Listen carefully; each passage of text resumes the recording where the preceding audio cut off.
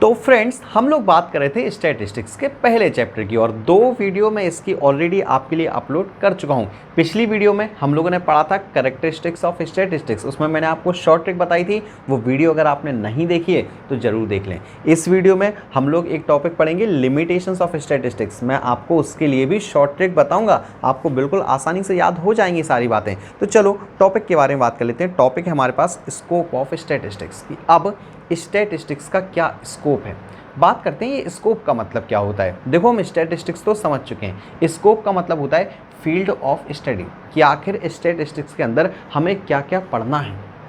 जैसे आप लोगों ने आर्ट्स स्ट्रीम ली या कॉमर्स स्ट्रीम ली, तो आप सबसे पहले यही पूछते हो कि भैया यार आर्ट स्ट्रीम में क्या स्कोप है, कॉमर्स स्ट्रीम में क्या स्कोप है। स्कोप का मतलब आपको वाकई वहाँ क्या क्या पढ़ना है, आप उस आगे चल के क्या और पढ़ोगे, क्या बनोगे, ये आपका टोटली स्कोप के अंदर आता है। इसके अंदर ध्यान रखना लिमिटेशंस भी आती हैं कि ये चीज़ कहाँ तक सीमित है, कहाँ आप फेल हो भी सकते हो इन चीज़ों को लेके। तो देखो, जब भी स्कोप ऑफ स्टैटिस्टिक्स की बात करते हैं हम अभी, तो वहाँ पर 3 चीज़ें देखनी है: nature of statistics, subject matter of statistics और लिमिटेशन ऑफ स्टैटिस्टिक्स। चलो तो एक एक से डिस्कस कर लेते हैं। सबसे पहला टॉपिक है हमारे पास नेचर ऑफ स्टैटिस्टिक्स। क्यों, सबसे पहले नेचर कैसा होता है। नेचर तो समझते हो ना, स्टैटिस्टिक्स साइंस है या आर्ट है। तो काफ़ी लोगों ने अपनी अपनी व्याख्याएं दी, काफ़ी लोगों ने काफ़ी सारी बातें की, बट एक प्रोफेसर हैं, प्रोफेसर टिपिट, क्या नाम है इनका, प्रोफेसर टिपिट, जिन्होंने हमें एकदम सही जानकारी दी। इनकी ऑब्जर्वेशन को सही माना गया। क्या माना गया कि स्टैटिस्टिक्स आपकी साइंस भी होती है, स्टैटिस्टिक्स आपकी आर्ट्स भी होती है। अब बात यह है कि हम किसे साइंस बोलते हैं, किसे आर्ट्स बोलते हैं, थोड़ा सा ये भी आप लोग समझ लो। साइंस का मतलब होता है सिस्टमेटिक और साइंटिफिक अरेंजमेंट। जब आप किसी चीज़ को सिस्टमेटिक साइंटिफिक तरीके से पढ़ते हो, साइंटिफिक तरीके से करते हो, तो हम उसे साइंस बोलते हैं। सेम यहाँ स्टैटिस्टिक्स की बात करें तो स्टैटिस्टिक्स में आप जो भी डाटा कलेक्ट कर रहे हो, जो भी आप कंक्लूजन्स निकाल रहे हो, वो सिस्टमेटिक और साइंटिफिक तरीके से होती हैं। इसलिए हम स्टैटिस्टिक्स को क्या बोलते हैं, साइंस। अब बात करते हैं आर्ट्स किसे बोलते हैं। आर्ट्स का मतलब होता है किसी काम को करने का अपना पर्सनल तरीका, एक पर्सनल बिहेवियर, या जब हम लोग रियल लाइफ से रिलेटेड कोई चीज़ें देखने लगते हैं तो वो भी हमारी आर्ट्स के अंदर आती हैं। तो स्टैटिस्टिक्स अगेन एन आर्ट भी होती है। आर्ट क्यों होती है, क्योंकि यहाँ हम रियल लाइफ से रिलेटेड प्रॉब्लम्स को पढ़ते हैं। एक सिंगल पर्सन के द्वारा ही स्टैटिस्टिक्स का डाटा कलेक्ट किया जाता है, उसको प्रेजेंट किया जाता है, उसको एनालाइज किया जाता है, इंटरप्रेट किया जाता है। तो इसलिए स्टैटिस्टिक्स को हम आर्ट्स बोलते हैं, क्योंकि एक पर्सन अपने हिसाब से डाटा को प्रेजेंट करता है। तो स्टैटिस्टिक्स साइंस भी है, स्टैटिस्टिक्स आर्ट्स भी है। देखो जरा, statistics is both science as well as art. और यहाँ पर प्रोफेसर टिपिट का नाम जरूर याद रखना।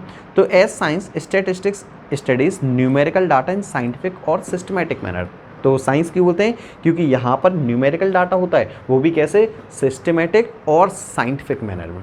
दूसरा आर्ट्स, स्टैटिस्टिक्स आर्ट क्यों होता है, क्योंकि ये रिलेटेड रहता है क्वांटिटेटिव डाटा, नंबर टर्म्स में डाटा की बात करते हैं, to the real life problems. क्योंकि रियल लाइफ की प्रॉब्लम्स जैसे बेरोजगारी, नेशनल इनकम, जीडीपी देश की, ये आपकी हम बात करते हैं स्टैटिस्टिक्स के अंदर। तो एक एग्जाम्पल भी यहाँ पर देख लो, आपसे यही दे रखा है अनएम्प्लॉयमेंट के बारे में एग्जाम्पल, बाकी आप लोग रीड कर सकते हो पूरा। बेरोजगारी देश के अंदर बिना स्टैटिस्टिक्स के डाटा के शायद हम नहीं बता पाते कि स्टैटिस्टिक्स में कितने लोग बेरोजगार हैं देश के अंदर। अब बात है सब्जेक्ट मैटर ऑफ स्टैटिस्टिक्स। आखिर स्टैटिस्टिक्स का सब्जेक्ट मैटर क्या है, स्टैटिस्टिक्स कितने प्रकार से हम लोग पढ़ते हैं। तो स्टैटिस्टिक्स सिर्फ 2 ही प्रकार से पढ़ेंगे, एक डिस्क्रिप्टिव, एक इन्फरेंशियल। एक डिस्क्रिप्टिव और दूसरा इन्फरेंशियल। डिस्क्रिप्टिव का मतलब डिस्क्रिप्शन देखना, व्याख्यान करना, उसका वर्णन करना, ये आपका डिस्क्रिप्टिव इकोनॉमिक्स। तो डिस्क्रिप्टिव में आप सब कुछ पढ़ोगे, कलेक्शन, क्लासिफिकेशन, ऑर्गेनाइजेशन, और आपका फिर प्रेजेंटेशन, और फिर आपका mean, median, mode, regression, correlation, जितनी भी चीज़ें हैं सब कुछ आप किसमें पढ़ोगे, डिस्क्रिप्टिव में। अब आप फिर कहोगे सर फिर ये दूसरी इन्फरेंशियल स्टैटिस्टिक्स। इन्फरेंशियल का मतलब समझो, सिर्फ इन्फरेंशियल का मतलब होता है अनुमान। स्टैटिस्टिक्स इन्फरेंशियल का मतलब क्या होता है, अनुमान। तो इन्फरेंशियल स्टैटिस्टिक्स का मतलब होता है अनुमानित आपकी सांख्यिकी। स्टैटिस्टिक्स आई थिंक सांख्यिकी हिंदी में, ठीक है। तो अनुमान, यानी आप अंदाज के हिसाब से स्टैटिस्टिक्स को निकालते हो, तो आपका इन्फरेंशियल स्टैटिस्टिक्स में आता है। यानी सपोज करो 100 लोगों का डाटा आपको चाहिए, बट आपने क्या किया, 100 में से 10 लोग सिलेक्ट किए, 10 लोगों के हिसाब से आपने 100 लोगों का डाटा बना दिया, तो ये आपका क्या आएगा, ये आएगा आपका इन्फ्रेंशियल स्टैटिस्टिक्स, क्योंकि आपने सबसे डाटा कलेक्ट नहीं किया, सिर्फ अनुमान के तौर पे एवरेज की बेसिस पे 10 लोगों से डाटा कलेक्ट कर लिया। देखो एक एक से रीड करते हैं, बाकी सारी बातें समझ में आएगी। पहला पॉइंट है descriptive statistics, refers to those methods which are used for, देखो collection, presentation as well as analysis. These methods relate to, अब देखो measurement of central tendency, mean median mode यहाँ पे निकलेंगे, डिस्पर्जन निकलेगा, फिर mean deviation, standard deviation, correlation, regulation, सब कुछ आपका किस में निकलेगा, डिस्क्रिप्टिव स्टैटिस्टिक्स में। जबकि इन्फ्रेंशियल स्टैटिस्टिक्स में क्या बताया मैंने आपको, अनुमान, सैंपल लेके चलना है। तो देखो inferential statistics refers to all such method by which conclusions are drawn relating to universe or population on the basis of given sample। यहाँ पर एक बात है यूनिवर्स और पॉपुलेशन, देखो यूनिवर्स या पॉपुलेशन वो चीज़ें कहलाती हैं, वो वस्तुएं कहलाती हैं जिनका हम डाटा कलेक्ट कर रहे हैं। इस टाइम पे मैं क्लास 11th के बच्चों का डाटा कलेक्ट कर रहा हूँ, तो क्लास 11th के बच्चे क्या हैं, पॉपुलेशन है, ठीक है। तो जब आप पॉपुलेशन में से, यूनिवर्सल में से कुछ सैंपल सेलेक्ट कर लेते हो, कुछ लोगों को सिलेक्ट करके डाटा कलेक्ट करते हो, तो ये आपका इन्फ्रेंशियल स्टैटिस्टिक्स कहलाता है। अब आप सैंपल कैसे सिलेक्ट करोगे वो हम लोग नेक्स्ट चैप्टर में पढ़ेंगे सीधा सीधा, ठीक है। तो एग्जाम्पल बाकी आप लोग रीड करोगे। इसके बाद आओ लिमिटेशंस ऑफ स्टैटिस्टिक्स। पहले सारे पॉइंट समझो, फिर मैं आता हूँ शॉर्ट ट्रिक पर। सारे पॉइंट समझो पहले। पहला है study of numerical facts only. Statistics के अंदर सिर्फ आप न्यूमेरिकल फैक्ट्स पढ़ते हो, यानी जिन डाटा को आप नंबर टर्म्स में एक्सप्रेस कर सकते हो वो तो आप स्टैटिस्टिक्स में पढ़ोगे। बाकी जो क्वालिटी वाली चीज़ें हैं, गोरा, काला, पतला, मोटा और ये सब चीज़ें हैं, ये चीज़ें आप स्टैटिस्टिक्स में नहीं पढ़ोगे। क्वालिटी नहीं, only quantity, only number terms में बात करेंगे हम यहाँ पर सिर्फ। तो ये भी एक लिमिटेशन है, क्योंकि क्वालिटी को तो आप छोड़ ही रहे हो। फिर study of aggregates only. Statistics में आप एग्रीगेट्स की बात करते हो, टोटल की बात करते हो, एक सिंगल पर्सन के बारे में तो बात ही नहीं करते यार। सपोज करो क्लास में सब बच्चों के नंबर 20 से 30 के बीच में हैं, 20 से 30, बट एक टॉपर स्टूडेंट था, उसके 40 में से आपके 38 मार्क्स हैं। आप अगर एवरेज निकालोगे तो शायद 20 के आसपास आएगा, बट अगर आप टॉपर की बात करो तो टॉपर की तो बात करोगे ही नहीं स्टैटिस्टिक्स के अंदर, तो उसको तो यार इग्नोर किया जा रहा है ना। तो स्टैटिस्टिक्स में हम सिर्फ एग्रीगेट्स की, टोटल की बात करते हैं, एक सिंगल पर्सन की बात नहीं करते हैं। फिर homogeneity of data an essential requirement, सबसे बहुत ज़्यादा ज़रूरी है वो क्या है, होमोजीनिटी ऑफ डाटा। आपको डाटा एक समान चाहिए, अगर डाटा एक समान नहीं है तो आप कंक्लूज़न नहीं निकाल पाओगे। एग्जाम्पल के तौर पे अगर आप डाटा कलेक्ट कर रहे हो किसी भी चीज़ के बारे में, 3 प्रकार के स्टूडेंट्स हैं, कॉमर्स वाले हैं, साइंस वाले हैं, आर्ट्स वाले हैं, सबको इकट्ठा झुंड में बैठा दो, क्या कंक्लूज़न सही ड्रॉ होगी? नहीं होगी, क्योंकि सबकी थिंकिंग अलग अलग है, ठीक। तो आपको डाटा चाहिए होमोजीनियस, एक ही जैसा।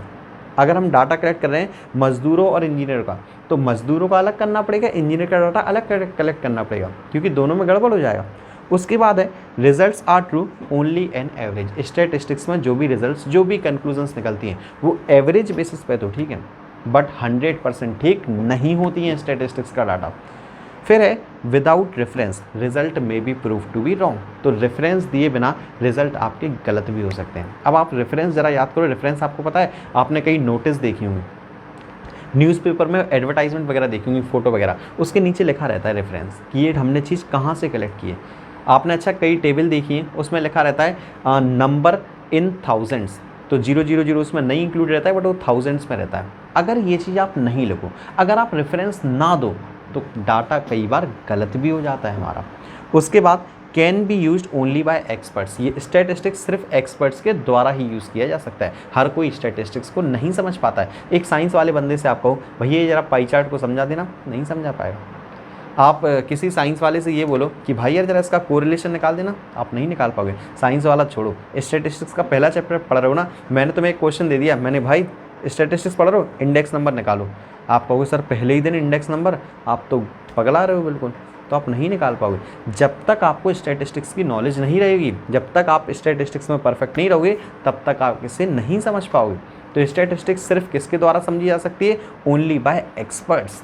और एक last point, prone to misuse. Prone का मतलब होता है चांसेस, कि स्टैटिस्टिक्स में चांसेस होते हैं मिसयूज़ होने के। जो इंसान डाटा कलेक्ट कर रहा है, जो एजेंसी डाटा कलेक्ट कर रही है, वो अपने हिसाब से डाटा कलेक्ट कर रही है, हो सकता है वो डाटा को लीक भी कर दे, तो यहाँ चांसेस होते हैं मिसयूज़ के। हो सकता है वो डाटा गलत भर दे, गलत कर दे उसमें कुछ, किसी के साथ भेदभाव कर दे तो पूरे चांसेस मिसयूज़ के भी होते हैं स्टैटिस्टिक्स में। अब आप लोग इंतज़ार करोगे, शॉर्ट ट्रिक बता दो जल्दी से। तो शॉर्ट ट्रिक जो आपको याद रखनी है वो याद रखनी है वाह रे पेन। क्या याद रखनी है? वाह रे पेन। अब आप देखोगे टोटल है हमारे पास 7 पॉइंट, ठीक है। कितने पॉइंट है टोटल? 7 पॉइंट। यहाँ पर कितने हो गए? 3 पॉइंट ये, 3 पॉइंट ये, 6 हो गए। यहाँ पर रे में आर ले लेना, 7 पॉइंट हो जाएंगे। याद क्या रखना है? आपसे कोई पूछे लिमिटेशंस ऑफ स्टैटिस्टिक्स, छाप देना, कहना वाह रे पेन। अब वो कहेगा ये क्या, कहना रुक अभी बताता हूँ। W for without reference result में बी रॉन्ग। A फॉर, अच्छा यहाँ पर ये स्टडी काट दो, ठीक है, क्योंकि ऐसा रहता तो शायद आप लोग समझ नहीं पाते। तो A for aggregates only, H for homogeneity of data and essential requirement, R for आपका results are true only and average, फिर आपका P फॉर आपका प्रोन टू मिस यूज़, फिर E फॉर आपके एक्सपर्ट्स के द्वारा यूज़ किया जाता है, और N for numericals facts only.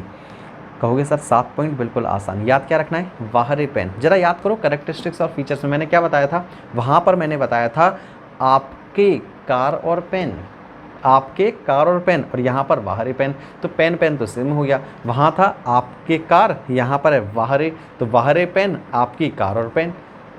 याद हो जाएगा नहीं?